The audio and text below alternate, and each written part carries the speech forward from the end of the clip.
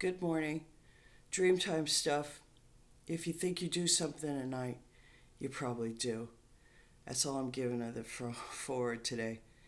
Chapter 13.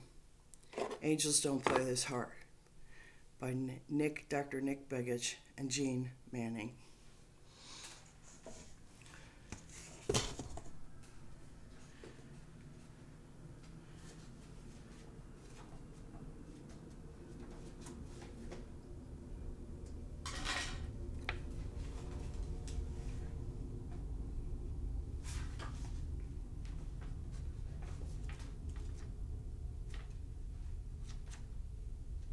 Star Wars Company Control. Companies involved in the HAARP project are both interesting and mysterious. The evolution of the HAARP contract is a story within this story. Atlantic Richfield Company, ARCO, created a subsidiary called ARCO Power Technologies Incorporated, APTI, which was based in Washington, D.C. The company had reported annual sales of $5 million and had 25 employees as late as 1992. Notation, American Corporate Families, 1993, Volume 1, page 156. ARCO, the parent company, is the second largest private employer in Alaska, primarily involved in the North Slope oil fields, where it controls trillions of cubic feet of natural gas and billions of barrels of oil. The natural gas on the North Slope has been re-injected into the earth rather than flared off or produced for use as it is in most other parts of the world. The gas has been re-injected in order to maintain oil field pressure for enhanced production while pumping up to 2 million barrels of crude oil a day out of the ground. No market for this natural gas currently exists, although a $20 billion pipeline remains on the drawing boards. Finding a market for the gas is in the interests of ARCO. The site where the HAARP project has been built is close to an already granted right-of-way for a future Trans-Alaska gas pipeline. All of the significant regulatory hurdles have been passed for constructing the gas line, should markets be found. HAARP, at its present stage, does not represent a high-energy consumer in terms of input power. The first two phases in the project might not consume more than 1 to 10 megawatts of power. In the future, however, if the project continues to grow the way the project planners want it to, or expands to involve other facilities, power demands would sharply increase. ARCO originally hoped to find a large consumer for their presently unmarketable natural gas. It was this market search which brought Dr. Eastland together with ARCO in the mid-1980s, and his inventive genius gave birth to APTI. Eventually, ARCO was able to cluster 12 patents that would provide the basis for new markets for the North Slope natural gas. The possibility of not even having to transport the gas far from the source was an even more promising possibility, a possibility which would put ARCO in the Star Wars business. How does a small subsidiary like APTI get a military contract for such a project? The contract with APTI was more than 5 times the organization's projected annual sales. We believe that the only way a virtually unknown company in the military contracting environment could get a contract like this is if they possessed proprietary information of use in the project. This fact was recently confirmed by Dr. Eastland, who was interviewed by Jeane Manning. He said APTI was formed a year after he made his discovery while under contract to ARCO to find use for their gas. The company was formed to develop his patent by encouraging the military to test and eventually build the system. The military continued to deny the connection between Eastland, APTI, and HAARP throughout the project. However, the 3 Eastland patents were all assigned to APTI. There's a notation here. United States patent numbers 4686605, 4712155, and 5038664. The other 9 patents, according to the Patent Office records, were also assigned to APTI by the inventors. This begins to unravel the disinformation spin of the HAARP planners.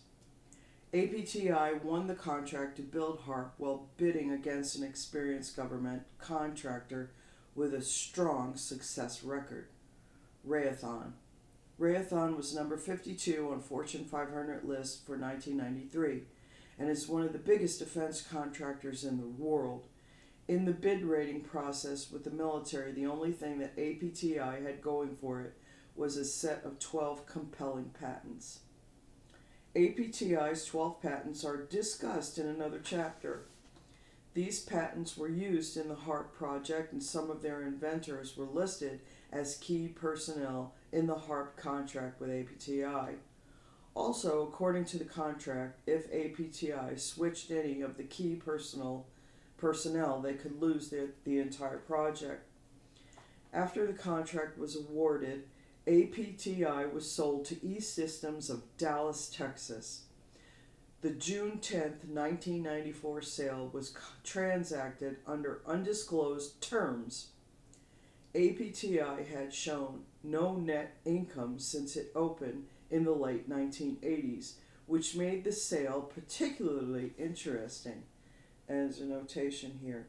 E-Systems buys Arco Power Technologies, the New York Times, June 30th, 1994.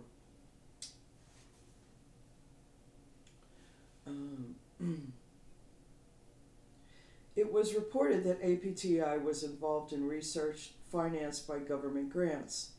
E-Systems changed the name of the company to Advanced Power Technologies Incorporated and assumed control of the patents and the HAARP project. There's a notation here, which is just that it's a book. E-Systems reported annual sales of $1.9 billion a year, had 18,662 employees. America's Corporate Families, 1993, Volume 1, page 552. And is one of the largest intelligence contractors in the United States. So why would E-Systems buy a company with no net income and no major assets, except for the 12 patents and an unfunded second phase of a construction contract? The only real value was the contract and the technology in the package of patents. E-Systems was the subject of a lengthy article in the Washington Post by staff writer John Mintz. He discloses that E-Systems technologies were part of the central nervous system for the nation's intelligence community. 1.8 billion of their 2.1 billion in sales was for classified projects. A large part of the projects came from the National Security Agency and the Central Intelligence Agency and other intelligence organizations. Many of the company employees are former personnel from NSA, CIA, and military retirees, people with highly technical backgrounds and a history in working in government intelligence. Circles are hired by the company almost automatically. According to the Washington Post article, retired Navy Admiral William Rayburn, CIA director under Lyndon B. Johnson, 4 years, served on the board of directors. And the secret's out, Covert E-Systems Incorporated covets commercial sales by John Mintz, Washington Post, October 24th, 1994, page A1 and A10. Washington Post article, the company was described as an organization operating in the black world, an area so secret that employees are not permitted by law to discuss anything about their work except with those individuals who have an official need-to-know classification. Of the company's annual sales, 85% was for classified work, with an estimated 8 million involved in projects so sensitive that the government denies that the projects even exist. The story went on to paint a picture of an organization which thrives on contracts issued by the CIA, NSA, and military intelligence organizations. E-Systems, 60 Minutes, CBS, New York, February 26, 1995. In the CBS 60 Minutes segment, the secret relationship with the United States government was illustrated by describing one of E-Systems' more public lawsuits. In the course of the lawsuit, a court order was issued which forbade the disclosure of E-Systems' classified relationships to the United States government. The most unusual part of the order was that none of the parties to the suit could even disclose that the order existed or that the government had even sought such an order. Even more revealing about this shadowy organization was that no one was allowed to have a copy of the document. They could only view it for a few moments in the United States Attorney Office. They were not allowed to take note or in any other way record their comments about the order, and they were forbidden from even talking about the existence of the document under the threat of incarceration. The order was no secret that even the judge could not have a copy of it and could only view it upon special request. The secrecy of the document was appealed all the way to the United States Supreme Court, where a ruling was issued which allowed the parties to talk about the order. Even now, nobody can get a copy of the document itself. According to the E-Systems 1994 annual report to stockholders, their business mission is clear. Our core business activities continue to be focused on intelligence, reconnaissance, and surveillance. In the report, they describe a number of their most promising prospects for increases in profits. They also describe the purchase of APTI from ARCO, although they do not indicate the amount paid. There's notation E-Systems Incorporated, 1994 Annual Report to Stockholders, March 10, 1995. The technologies that E-Systems developed are awesome. They include systems for law enforcement, which can intercept faxed messages, telephone calls, modem transfers, and video transmission on a single system in eavesdropping by the government. Their global positioning systems, technology satellite-based, can locate objects anywhere in the world within 1 foot of the object's actual location. The refitting of aircraft for border monitoring and defense purposes are also disclosed in the report. The company's operations are mostly hidden, and annual reports seem to be one of few sources of information on the organization. As this book was in its final days of writing, another twist to the corporate tangle occurred. Raytheon Corporation bought out E-Systems for $2.3 billion. Raytheon to acquire E-Systems for $64 a share or $2.3 billion. Offer is 41% premium over Friday's close. Rival bid is unlikely. By Stephen Lipton and Jeff Cole, The Wall Street Journal, April 3rd, 1995, pages A1, A3, and A16. The entire E-Systems Board of Directors were kept as advisors for 5 years with full pay. The article went on to describe the company's main activities as a super-secret projects operated out of the Pentagon. Raytheon's projects mostly came from their government contracts, according to the same article. This explains why Elon Musk, Trent Reznor, Catherine Winnick are allowed to have people in a zoo and not pay them and spend millions of dollars harassing ordinary citizens so they can test them. But I'm here now, and you've tried to kill me more than once. This is going down, people. You will end the harassment of test subjects. You will end it by July. Your day is done.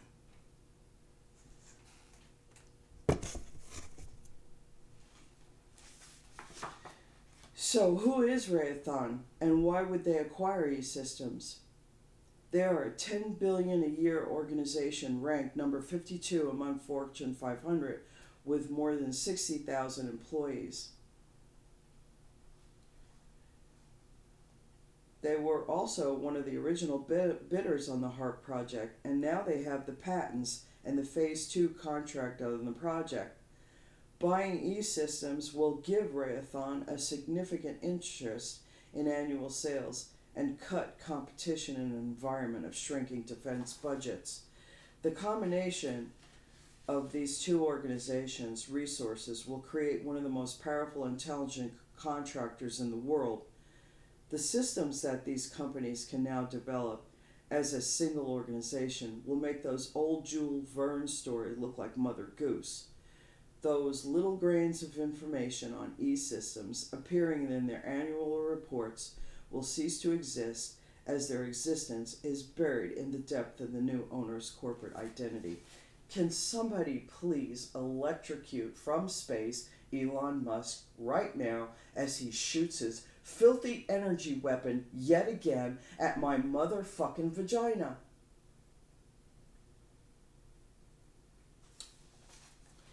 APTI, when it was owned by Arco, was relatively easy to keep track of because it was small.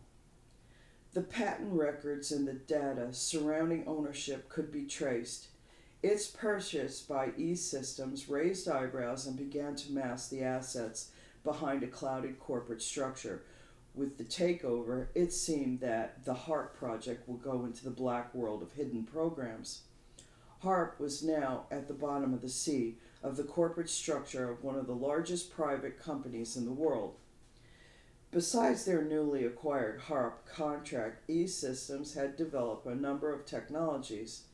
They have developed clustered computer networks called EMAS systems, which can store 5 trillion pages of text, a file pile that would reach 150 miles high, from the surface of the Earth right into the ionosphere. Can we please electrocute everybody who's shooting an energy weapon at my private part?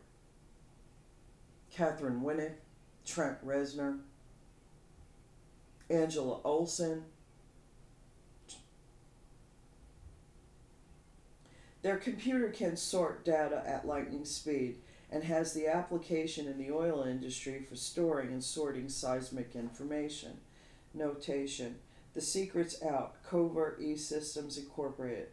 Covets commercial sales by John Mintz, Washington Post, October 24, 1994, page A1, A10. They also control one secret remote sensing equipment capable of mapping Earth's underground formation. These technologies, coupled with what APTI bought together in their patents, formed an incredible technology package for one of the most profound weapon systems yet conceived. Could the marriage of technologies in these companies create the possibility of those types of uses contemplated in intelligence circles as necessary for the ultimate control of mankind through bloodless warfare and manipulation of mental functioning? Manipulation of mental functioning. E-Systems has amassed huge capabilities for the most secret organizations in the country and had gained control of the HAARP technologies. Now that it controls E-System and APTI assets, Raytheon can develop even more bizarre ideas of the military and intelligence community.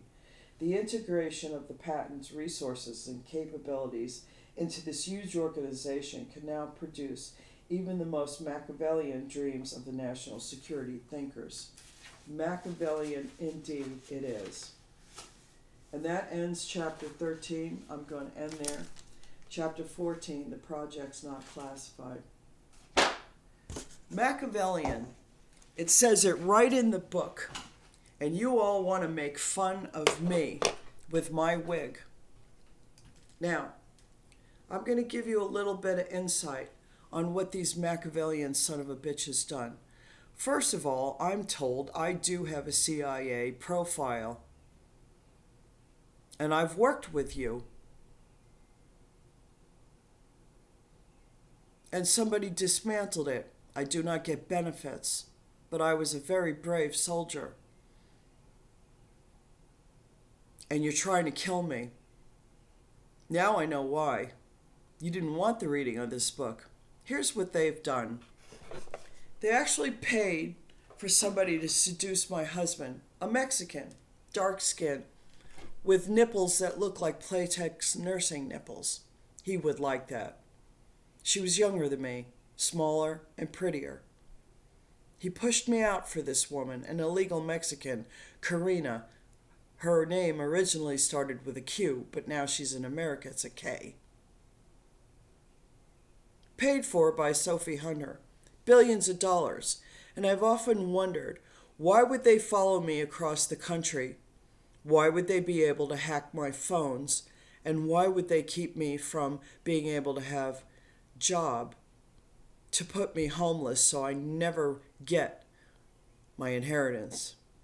They're afraid of me, as well they should be, as more spaceships keep coming into our trajectory here in this universe. Millions of dollars to keep me down. And what you people don't know, the CIA is proliferated with actors. Brad Pitt, Anthony Hopkins, Angelina Jolie, Trent Reznor, Michael Stipe. Elon Musk only wants into the entertainment industry so he can control these people because he's part of some of these corporations.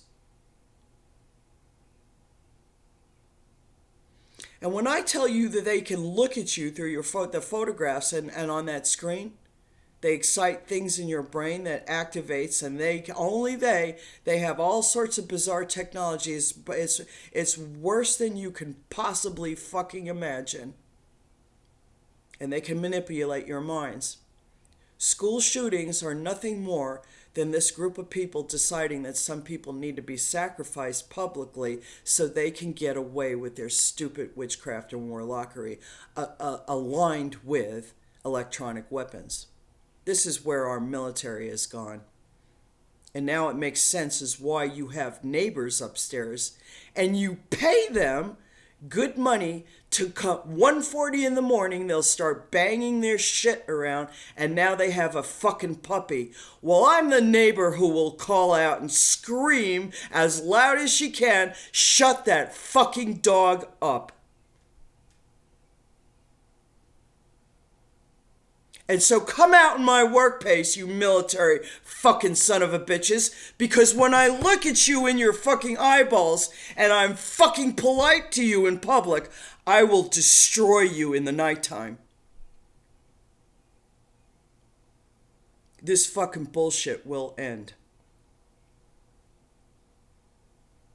And if it doesn't end and I don't get my money and I'm not given a decent place to live, and everybody who's robbed me is not put in jail, the heavens will ascend and do things. And your HAARP won't exist anymore. It'll be dismantled. And the poles will shift, people will die, things will change dramatically. Is that what you want? Because that's the trajectory you're on. Now, Michael Stipe has a 5-inch penis. He had to thrust himself into my well pretending to be Ben. And why Ben is allowing these people to hold him back from what he knows he needs to do, I can't fathom.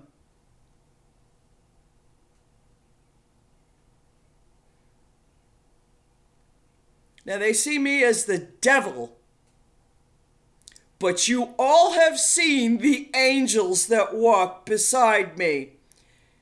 You blaspheme the God above. And that's what this is about. You don't want to admit that there's a God. You fucking military fuck pigs. Fucking Elizabeth Olsen because she can push baseballs out of her fucking vagina. You think that's hot? That she had the codes to Skylab. It's gonna end, or just come with your fucking Uzis and gun me down, 'cause that's the only way you're gonna put me fucking down. Some of you out there are amazing. Hang in there. And some of you, I'm out here fucking alone. If some of you rich son of a bitches don't speak out and start just climbing the rails of your fucking zoo, then you should be ashamed of yourselves. Have a good day, everybody.